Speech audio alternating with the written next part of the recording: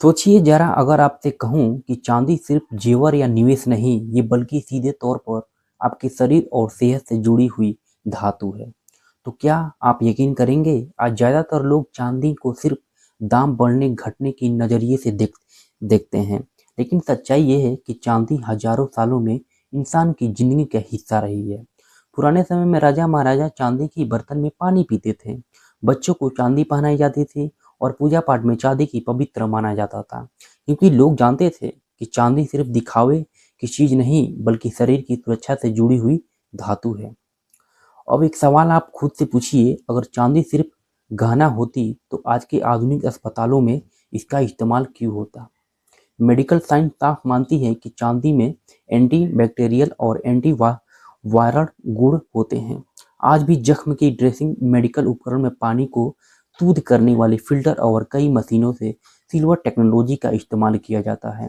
इसका मतलब साफ है कि चांदी कोई अंधविश्वास नहीं बल्कि साइंस से साबित धातु है, जो इंसानी शरीर की रक्षा करने में मदद करती है।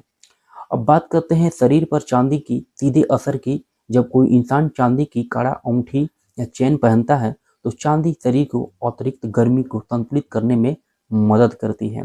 आयुर्वेदिक को अनुसार चांदी ठंडी प्रकृति की धातु है, जो दिमाग की शांत रखती है और गुस्से और बेचैनी की कम करती है और शरीर में बैलेंस बनाए रखती है। यही वजह कि पुराने समय में छोटे बच्चों को चांदी पहनाई जाती थी, ताकि उनका शरीर और दिमाग स्थिर और सुरक्षित रहे।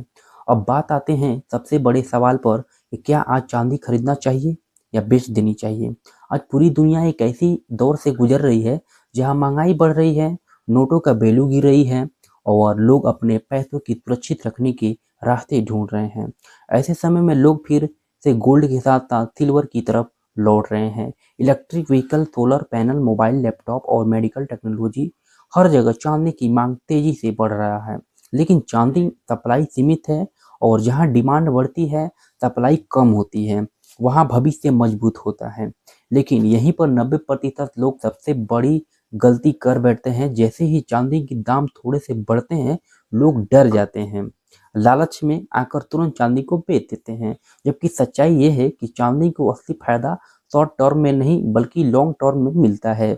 चांदी आपको रात रात अमीर नहीं बनाती, लेकिन ये आपको धीरे धीरे सुरक्षित जरूर बनाती है। जो लोग धैर्य रखते हैं वही चांदी का असली फायदा उठाते हैं। और इसका मतलब ये बिल्कुल नहीं कि चांदी कभी बेचनी ही नहीं चाहिए। अगर घर में कोई मेडिकल इमरजेंसी हो, परिवार को कोई बड़ी ज़रूरत हो, तो चांदी बेचना गलत नहीं है। लेकिन सिर्फ अफवाहों के कारण, डर के कारण, थोड़े से मुनाफे के लालच में चांदी बेचने आपको भविष्य को कमज़ोर करने जैसा है।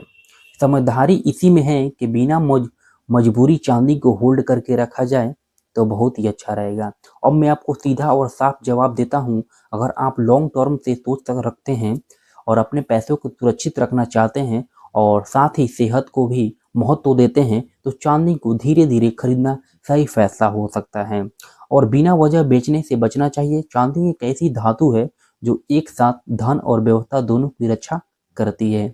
याद रखिए, पैसा दोबारा कमाया जा सकता है, लेकिन सेहत नहीं। चांदी सिर्फ आज की नहीं, आने वाले समय की जरूरत है। जो लोग आज चांदी की अहमियत समझेंगे वही कल पैसे में भी सुरक्षित रहेंगे और सेहत में भी मजबूत रहेंगे।